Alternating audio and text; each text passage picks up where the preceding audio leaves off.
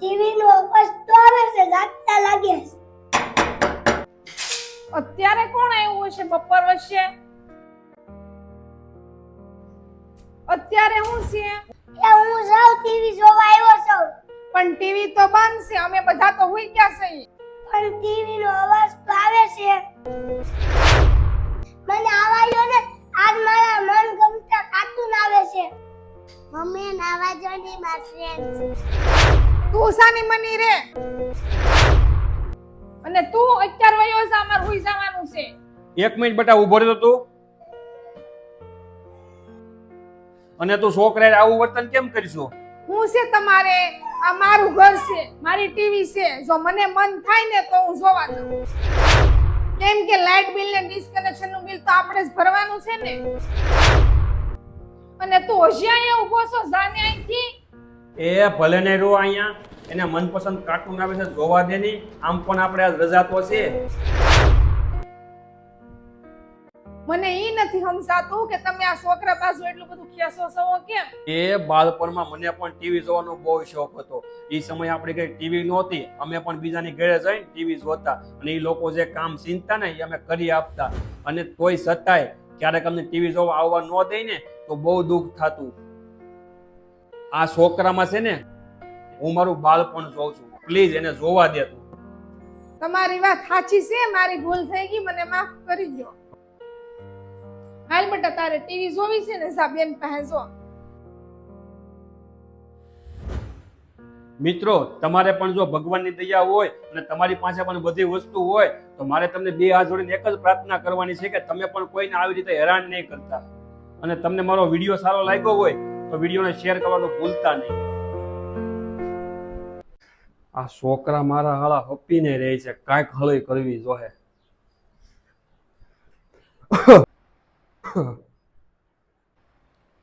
લે આવો કાકા, આવો, બેઠો બેઠો. એ જોને આવ્યા ભાઈ, ઘરે બધા મજામાં છો ને? તમારા આવ્યા પેલા તો મજામાં હતા, હવે ખબર નહીં. હું કઈ કીધું બેટા? એ કાંઈ નહીં, હું એમ કેતો હતો કે બધાય મજામાં છે.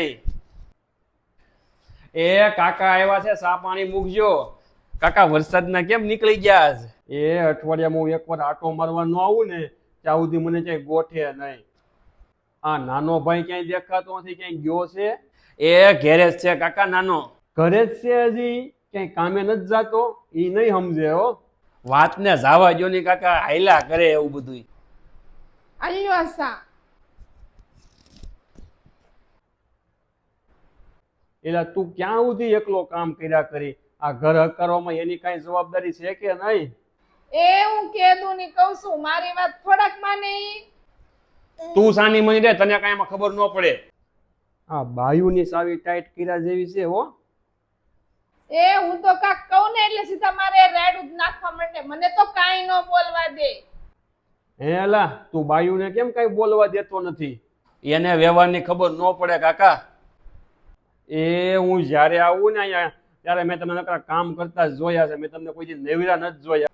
એ ક્યાંથી નવરી થાવ? બધું ઘરનું કામ મારે જ કરવાનું હોય. હવે મારથી સહન નથી થાતું, બહુ થઈ ગયું. તો પછી નોખા થઈ જાવ ને એટલે ઉપાધિ જાય. હા બસ, હવે તો નોખાસ થઈ જાવું છે. બંધ થઈ જાય ને. હું ક્યારની છોટી છો, બુદ્ધિ જેવું છે કે નહીં તારે કઈ? ને કાકા, તમે ચા પી લીધી હોય ને તો ધીમે ધીમે હવે ઘેરે પોગો. પણ હું તો બટા ખાલી સલાહ આપતો હતો. કાકા, તમારી સલાહની અમારા ઘરમાં કાંઈ જરૂર નથી. તમે હવે જાઓ ને તો સારું. કાંઈ વાંધો નહીં ભાઈ, હું જાઉં છું. અત્યારે ભલાઈનો જમાનો જ નથી રહ્યો.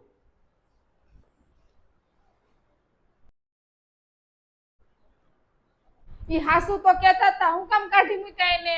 કાકાનો છે ને અત્યાર સુધીનો રેકોર્ડ છે, જ્યાં જાય ને ત્યાં ડખો કરાવીને જ રહે. અને કાકાના બધા છોકરા છે ને નોખા રહે છે, અને આપણે બધા ભાઈઓ ભેગા રહી છે ને કાકાને કણાની જેમ ખટકે છે.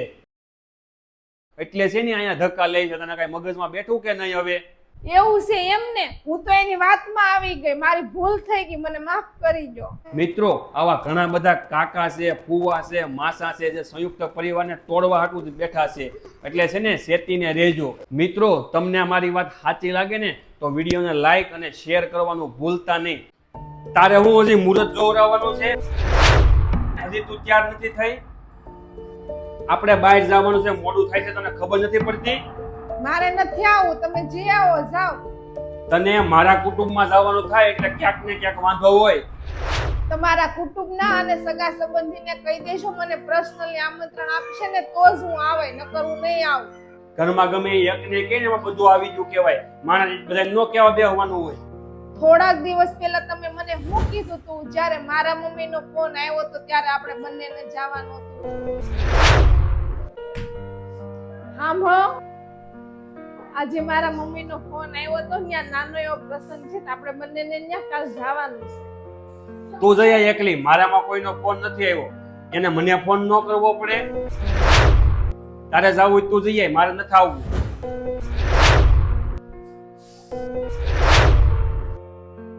હું મેં હાસુ કીધું ને